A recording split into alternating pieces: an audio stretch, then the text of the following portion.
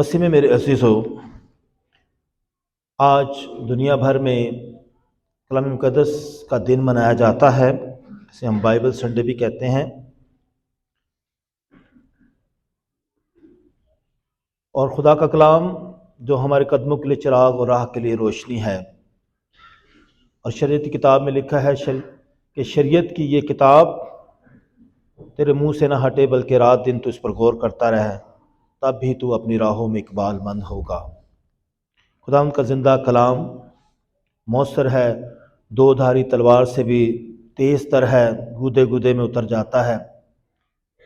خدا کا کلام تحریری بھی ہے، اور خدا کا کلام مجسم بھی ہے، انسانی روپ میں بھی آ گیا ہے، اور اس نے انسانی روپ دھارا ہے، جسے ہم پاک شراکت میں لیتے ہیں۔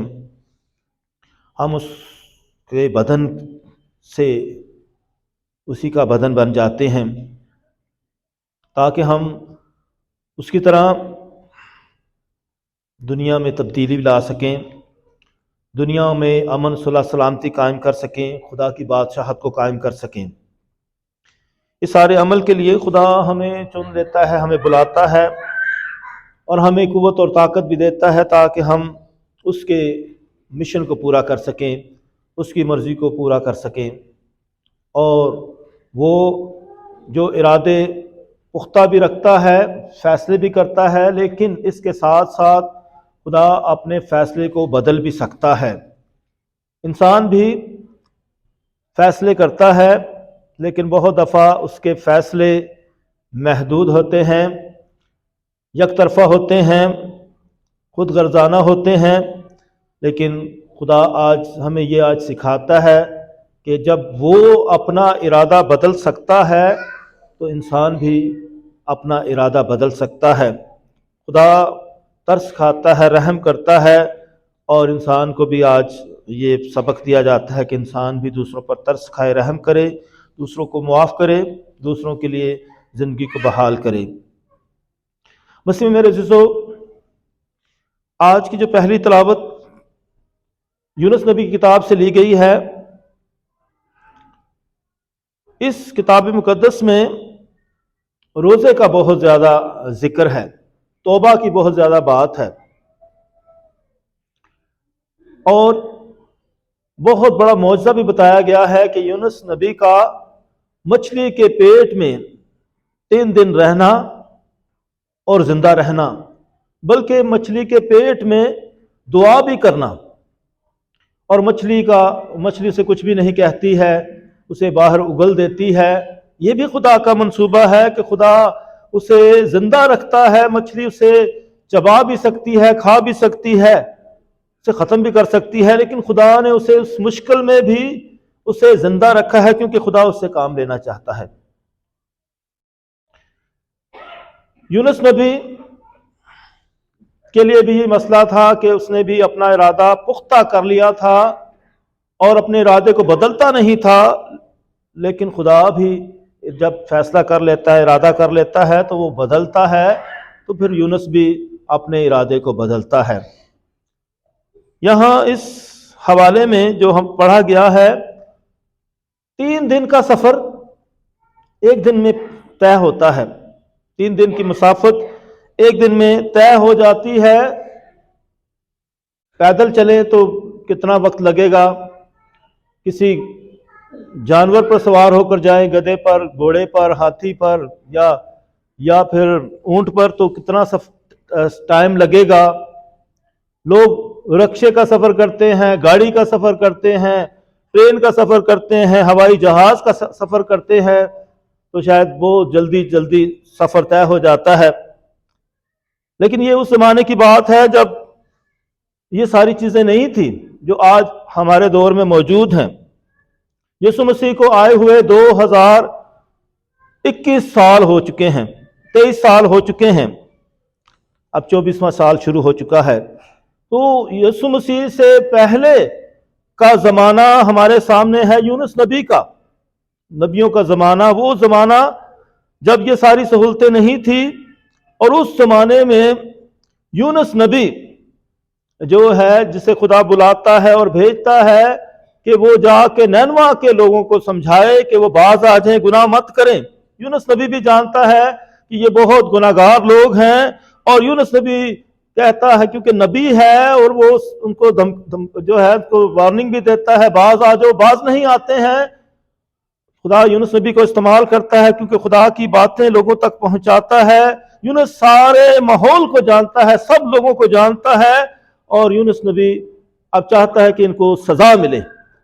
یہ باز نہیں آتے ہیں، ان کو سزا ملنی چاہیے، یہ سزا کے لائق ہیں، انہیں تباہ و برباد ہو جانا چاہیے۔ اور خدا بھی جو ہے فیصلہ کر لیتا ہے کہ نینوا جو ہے 40 دن کے بعد تباہ و برباد ہو جائے گا۔ خدا نے بالکل فیصلہ کر دیا ہے، کہہ بھی دیا ہے، خدا کا فیصلہ بھی اٹل ہے، اور یونس نبی نے بھی فیصلہ کر دیا ان کو تباہ ہونے دو۔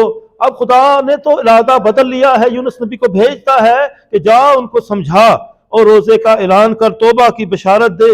یونس نبی پھر بھی بھاگتا ہے، وہ اپنا ارادہ نہیں بدلتا ہے۔ خدا نے اگرچہ رحم کر دیا ہے، ترس کھا دیا ہے کہ چلے میں اب ان کو بچانا چاہتا ہوں، یہ بچ جائیں، یونس نبی کو بھیجتا ہے، اپنا پیغام اس تک پہنچانے کی کوشش کرتا ہے۔ خدا کہتا ہے کہ جا انہیں جا کر ان کو سمجھا کہ باز آ جائیں، گناہ نہ کریں، توبہ کریں۔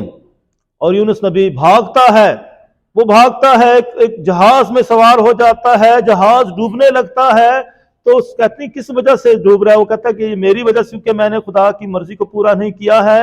اور یونس نبی کو جو ہے سمندر میں پھینک دیا جاتا ہے، مچھلی جو اس کو جو ہے نگل جاتی ہے، اور پھر اس طرح وہ جو ہے اسے 3 دن کے بعد ساحل پر اسے جو ہے خشکی پر اتار دیتی ہے۔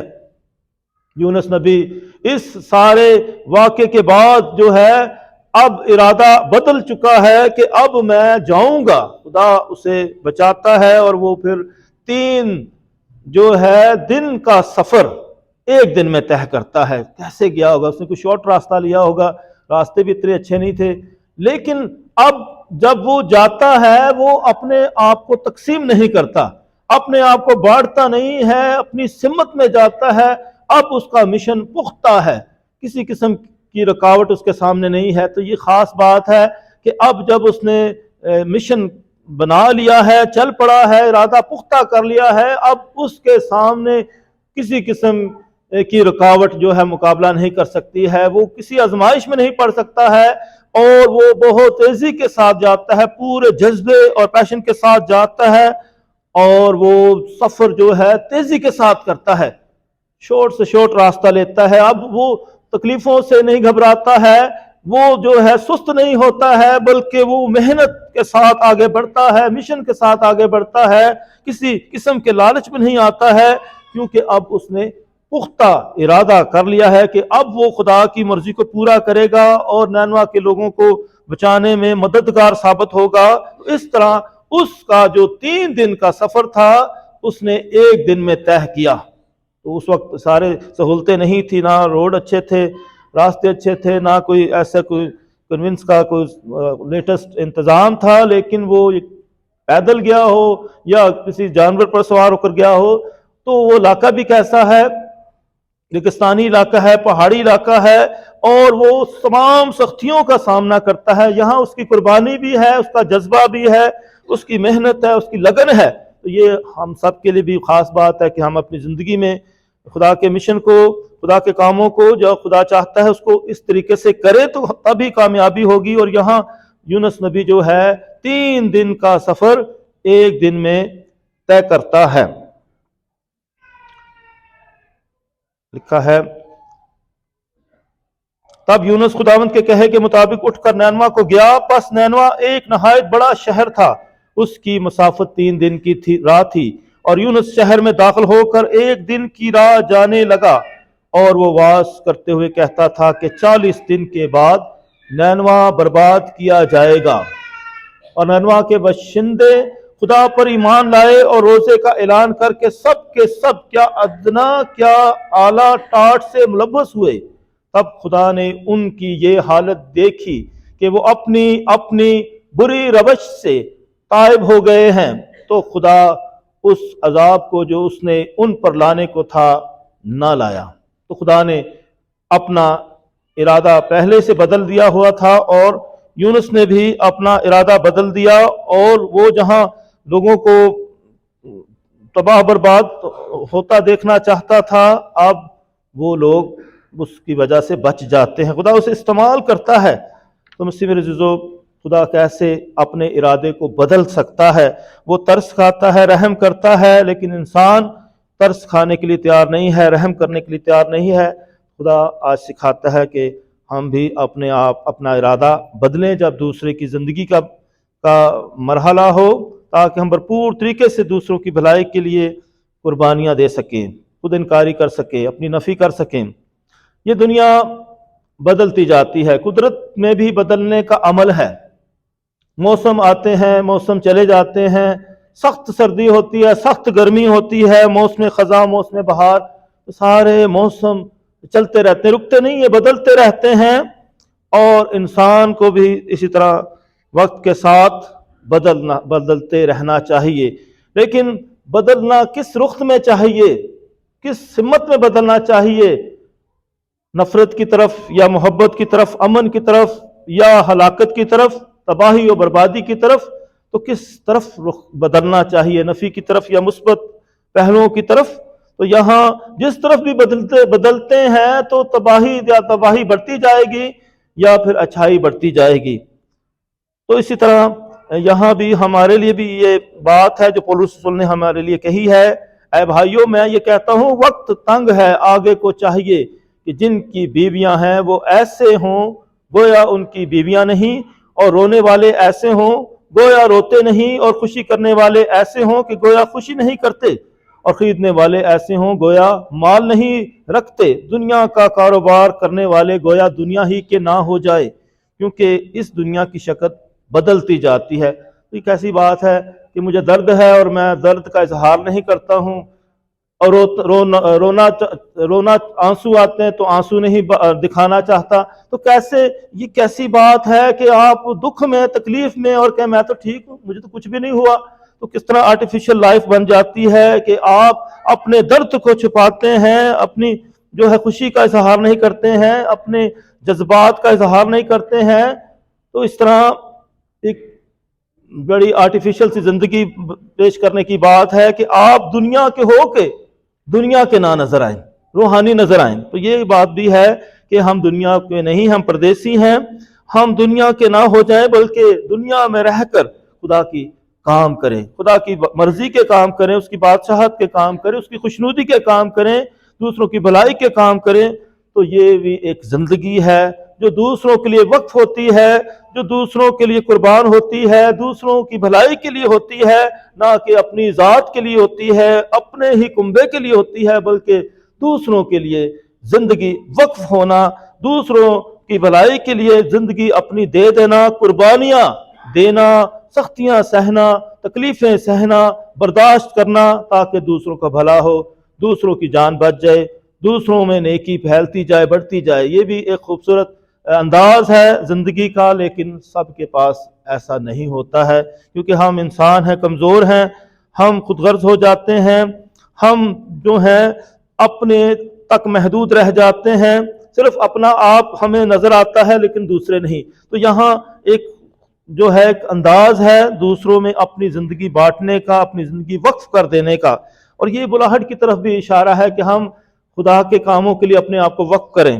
خدا کے جلال کے لیے اپنے آپ کو وقف کریں، ایک دوسرے کی بھلائی کے لیے اپنی زندگی کو جو ہے دے دیں۔ تو اسی طرح یہ دنیا بدلتی جاتی ہے، سماج بدلتا جاتا ہے، معاشرہ بدلتا جاتا ہے، سیاسی حالات بدلتے جاتے ہیں، حکومتیں بدلتی جاتی ہیں، لیکن شاید لوگ وہی رہتے ہیں۔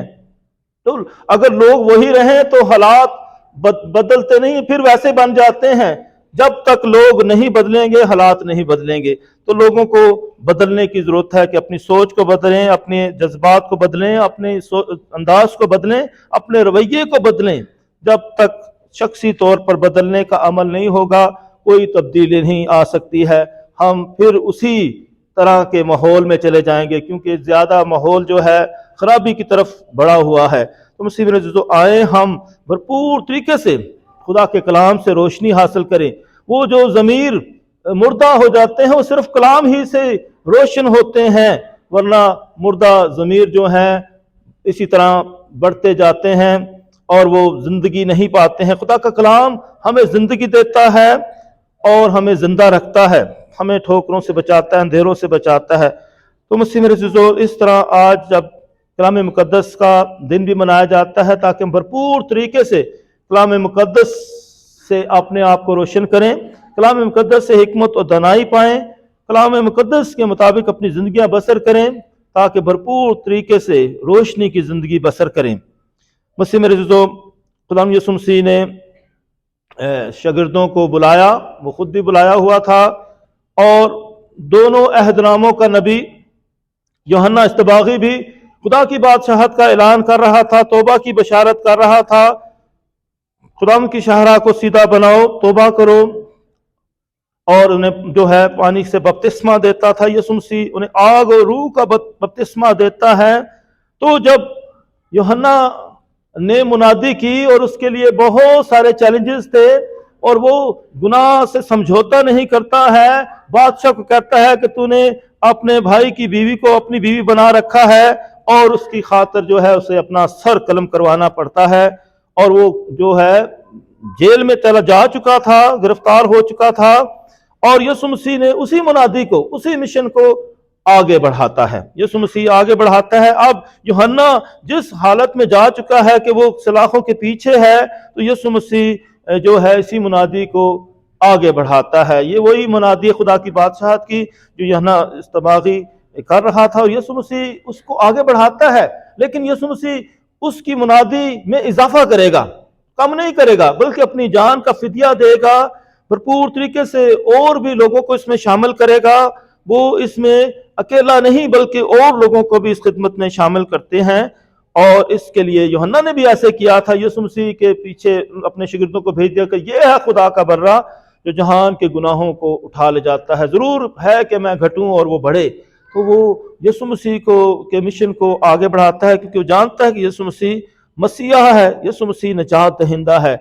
اور پھر یسوع مسیح جو ہے اس مشن کو جب آگے بڑھاتے ہیں، لکھا ہے اس وقت یوحنا کی گرفتاری کے بعد یسوع جلیل میں آیا اور خدا کی بادشاہی کی خوشخبری کی منادی کی، اور کہا کہ وقت پورا ہوا اور خدا کی بادشاہی نزدیک آ گئی ہے، توبہ کرو اور انجیل پر ایمان لاؤ۔ خدا یسوع مسیح شخصی طور پر اس منادی کے لیے تیار ہو چکا تھا، اور وہ شیطان سے بھی آزمایا جا چکا تھا، اور اب وہ یسوع مسیح منادی کرتے ہیں۔ پورے 3 سال یسوع مسیح نے منادی کی، 30 سال کی عمر میں اس نے منادی کو شروع کیا، اور اس دوران یسوع مسیح نے جب یہ منادی کی تو اب یہ وہ علاقہ ہے، یعنی جلیل کا علاقہ، گلیل کا علاقہ، جہاں بہت زیادہ آبادی ہے، اور یہاں یسوع مسیح کو زیادہ شاگرد ملتے ہیں، اور یہیں یسوع مسیح نے زیادہ منادی کی کیونکہ یہاں زیادہ تعداد میں لوگ موجود ہیں۔ اور یسوع مسیح کو جو ہے ماہی گیر نظر آتے ہیں، شمعون اور اندریاس۔ شمعون جسے پطرس کہا گیا، اور یہ جیسے ہی یسوع مسیح منادی کرتے ہیں تو شمعون کے بھائی اندریاس کو جھیل میں جال ڈالتے دیکھا، کیونکہ وہ ماہی گیر تھے، اور یسوع نے ان سے کہا میرے پیچھے ہو لو تو میں تمہیں آدم گیر بناؤں گا، اور وہ وہیں اپنے جالوں کو چھوڑ کر اس کے پیچھے ہو لیے۔ جال ان کے پاس تھے، یہ کاروبار کا سلسلہ تھا، انہوں نے اپنا اسی کاروبار کو چھوڑ دیا، اپنے جال کو چھوڑ دیا اور اس کے پیچھے ہو لیے۔ اب آگے آپ دیکھیں گے صرف جال کو نہیں چھوڑا جاتا ہے، اپنے رشتہ داروں کو بھی لوگ چھوڑیں گے خدمت کے لیے۔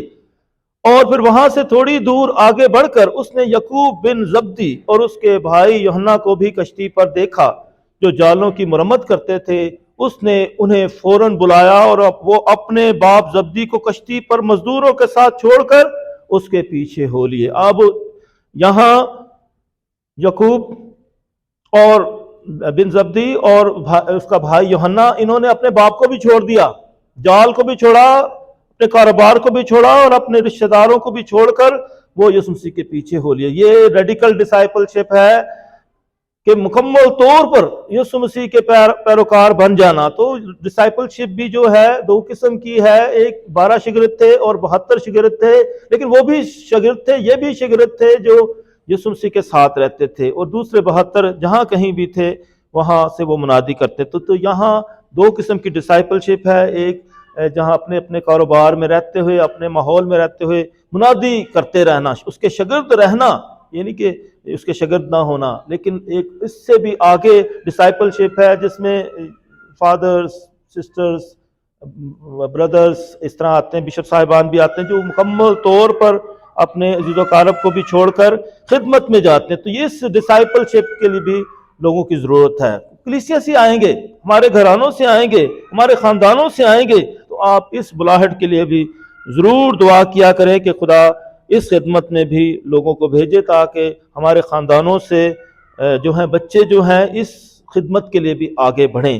تو مسلم عزیزو آئیں آج اس بائبل مقدس کے اتوار پر ہم خدا سے دعا کریں کہ خدا بھرپور طریقے سے ہمارے خاندانوں سے بچوں کو اس خدمت کے لیے بھی، اس شاگردیت کے لیے بھی بھیجے تاکہ بھرپور طریقے سے منادی کا کام بھی آگے بڑھے، تاکہ بھرپور طریقے سے خدا کی بادشاہت قائم ہو اور ہم بھرپور طریقے سے اس کی مرضی کو اپنی زندگی میں پورا ہونے دیں۔ خدا ہم سب کو ایسا کرنے کی توفیق عطا فرمائے، آمین۔